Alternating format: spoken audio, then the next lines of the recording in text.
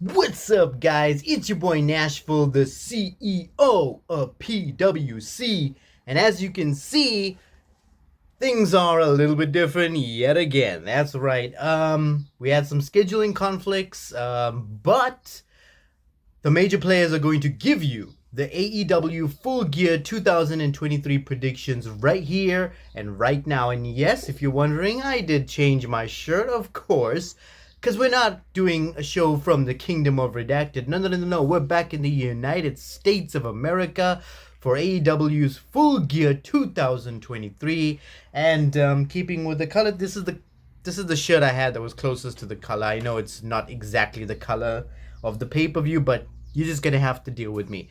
So we're gonna bring you these predictions. Like I said, scheduling conflicts. We couldn't get on time. We couldn't get on the Instagram live. We couldn't figure out a time, but we're still gonna bring you these predictions. So I've rounded up Jeremy, and we're gonna give you the AEW Full Gear 2023 predictions. So without any further ado, let's get right into it.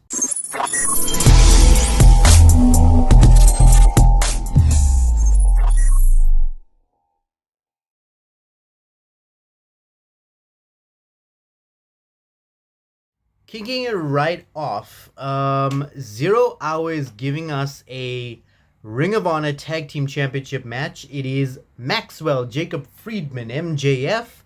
One half of the Ring of Honor Tag Team Championships have been forced to defend it all by himself because unfortunately Adam Cole, baby, is out of action with a foot injury.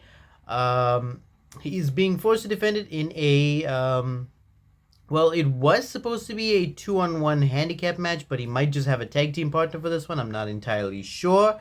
But he's going to be taking on the Guns. That's right. Daddy Ass's children, the fruits of his loins, as I like to call them.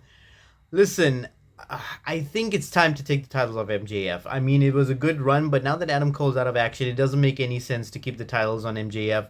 It also doesn't make sense with him being the world champion to have to continuously defend the title. So this is a slick and good way to get the titles off of him. So I'm going for the Guns for the win on this one. MJF and TBA versus the Guns. Well, that's obviously going to be Samoa Joe at this point in time, right? And he's dropped a belt. He's had an interesting program with MJF. As much as I would like to see the Guns win that ROH title, I think it gives a little bit of a better storyline. MJF and Samoa Joe finally teaming together. So yeah, I'm going for a 2-for-1 there. MJF and Samoa Joe going over the Guns. Why are we having this match? I don't know. We had this match already at the last pay-per-view. What was it? Wrestle Dream? What was it? Full gear for what? All in, all out. I can't do. AEW is stacking and racking up way too many pay-per-views. It used to be great. We used to have quarterly pay-per-views. It was Revolution, Double or Nothing, All In or All Out, and Full Gear. That was it. Now we're having Wrestle Dream here. We're having an All In and an All Out. We're having a freaking World's End in freaking December. I don't even know what's going on. And why? Why is this match happening? We had the match at the last pay-per-view. It should have been concluded. I don't see the hype for this match. I don't see a reason for this match. It's good that they're giving Swerve Strickland TV time and pay-per-view time. And of course, Hangman Adam Page gets a feature on the pay-per-view. But what's the point of this feud? I'm still struggling to connect and click with this feud. I don't know if any other fans feel the same way. But really, if there's no need and no click for the feud, AEW needs to start listening to the audience. They're making WWE mistakes again of not listening to the audience of what the WWE used to do. Stop. Pause and figure out, is this match worth going on a pay-per-view? Is this match worth the pay-per-view trouble? So, but if you're going for predictions, I think, who won the last one? Was it Hangman Page or was it Swerve Strickland? I don't know. Whoever won the last one. You see what I mean? I didn't even care about the last match, which means I don't care about this match. I don't even know if any of the fans feel the same way I do. But whoever won the last match, maybe the other person should win this match. That's what I'm going for. So it's an opposite win. Whoever won I'm not even going to check. I don't even bother. That's how little I care about this. I don't care about this match at all. And I'm sure if we were live on an Instagram live, Jeremy would probably work the Google machine and correct me, but I'm not going to bother. I'm not going to waste time on this match. I've talked way too long about this match. Whoever won the last match, the other person should win this match. Maybe do a 50-50 booking, and maybe we'll get a part 3 to finish it off. Hopefully not on pay-per-view, hopefully on a TV Dynamite throwaway match. But yeah, that's my prediction. Next one, I don't know about this one. I like Prince Nana and his whole dancing thing that he does on the way down, and I know it's getting hits online. But Strickland versus Adam Page, probably Strickland for the win. Yeah, I'm gonna go with Strickland for the win. I don't know. I don't know if giving Adam Page a win is going to really boost him in any way, but it's definitely gonna help South Strickland, especially after that whole disastrous whatever happened with Keith Lee. But Strickland for the win. The Golden Jets versus the Young Bucks.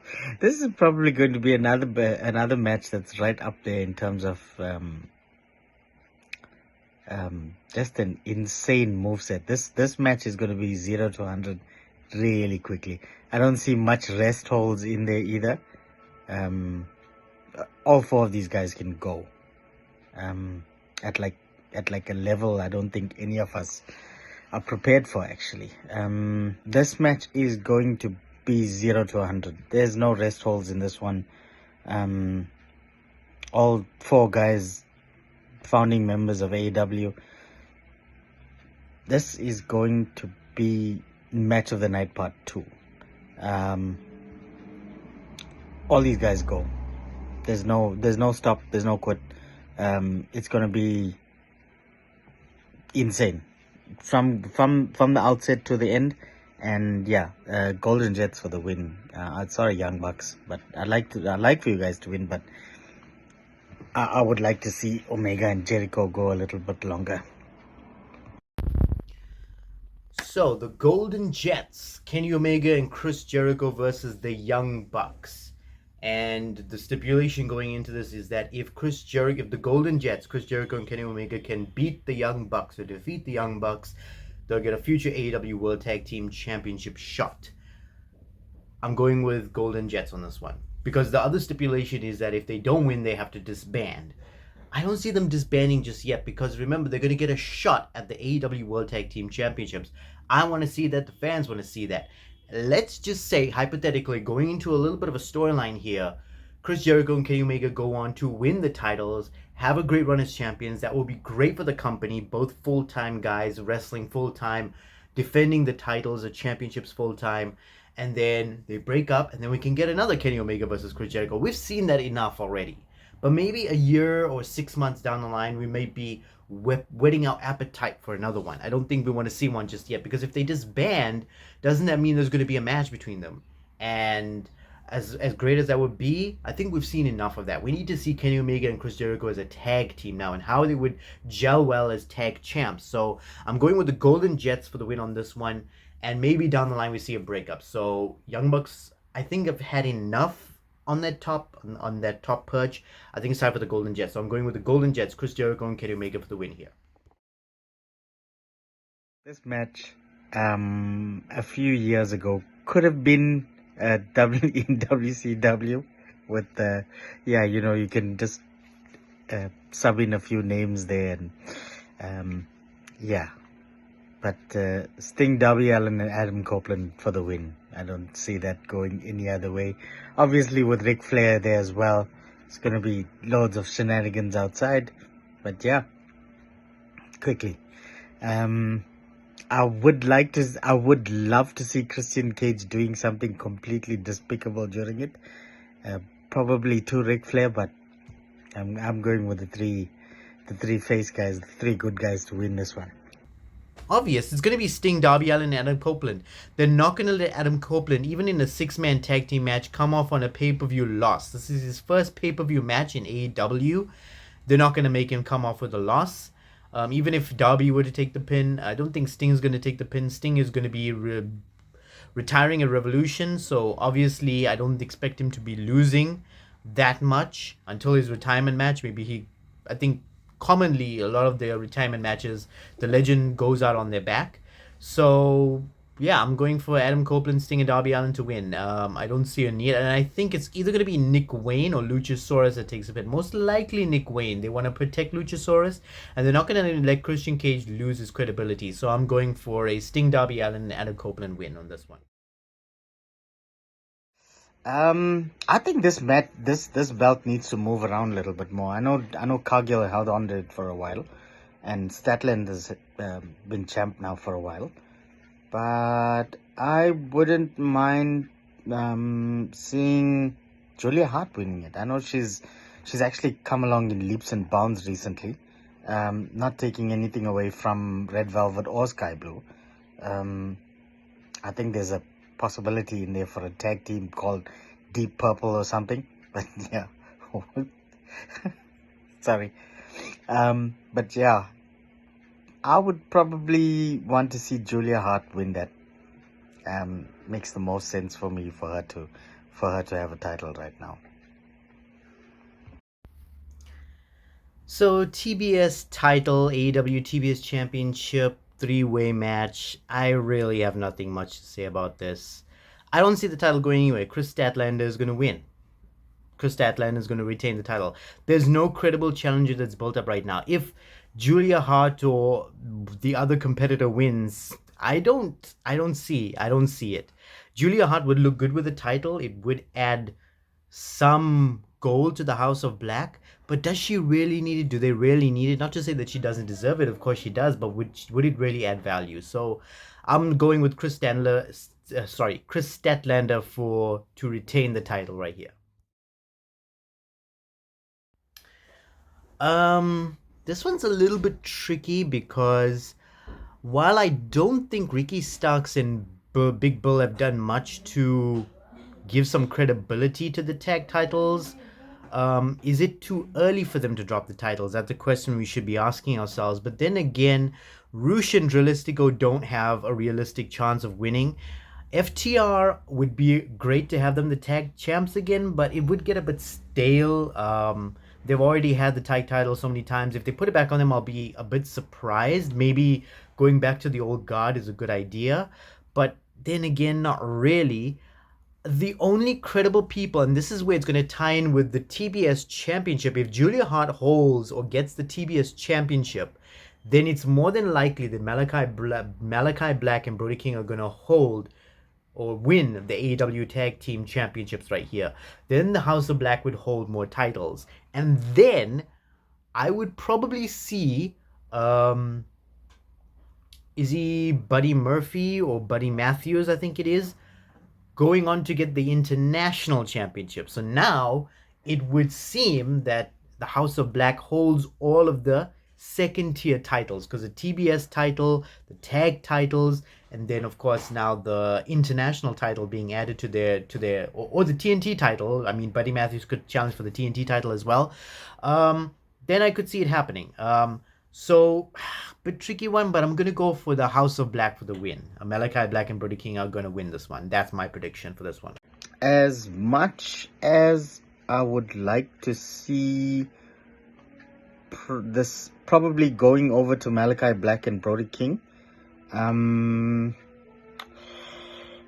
realistically, I think the belts stay exactly where they are with Starks and Big Bill.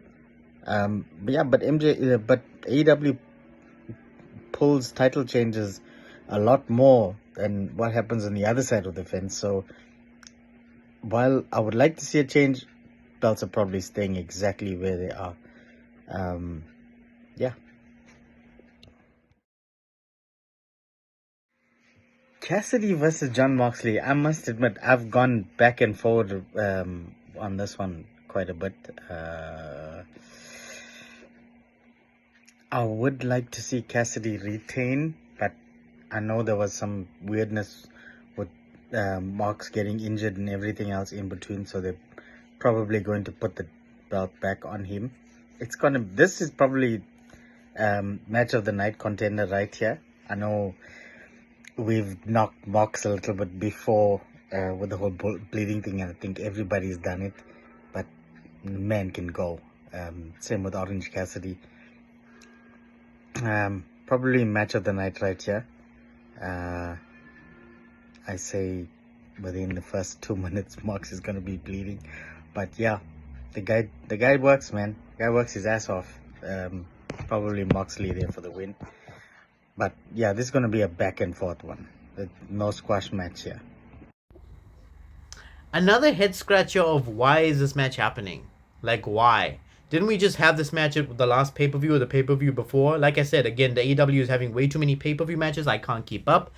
But if we're going on who wins and who's the winner, who's the loser, I'm going for Jon Moxley with the win. Jon Moxley doesn't need the title. Orange Cassidy's doing well, but I think it's time for Orange Cassidy to transition out of that. I want to see more Hook and Orange Cassidy and Hook team up more. Maybe go for the tag titles. Maybe go for the Ring of Honor tag titles. That's a possibility. Chase the Guns, because I'm predicting the Guns to take the titles at Full Gear. You see what I mean? There's so many pay-per-views, I'm forgetting the name of pay-per-views now in AEW. But I'm going for I'm going for Jon Moxley for the win. He can take the title. And Orange Cassidy needs to pursue tag team division now. Next one, Hikaru Shida versus probably my favorite wrestler at the moment, Timeless Toni Storm. She's amazing. I will not hear any words spoken against her. Yeah, I would like Toni Storm to win that for the AEW Women's Championship. Not much to say there. The promos are amazing. Those videos in between, those black and white videos, and watch out for the shoe. Unbelievable. Absolutely unbelievable. Great stuff. It's Toni time.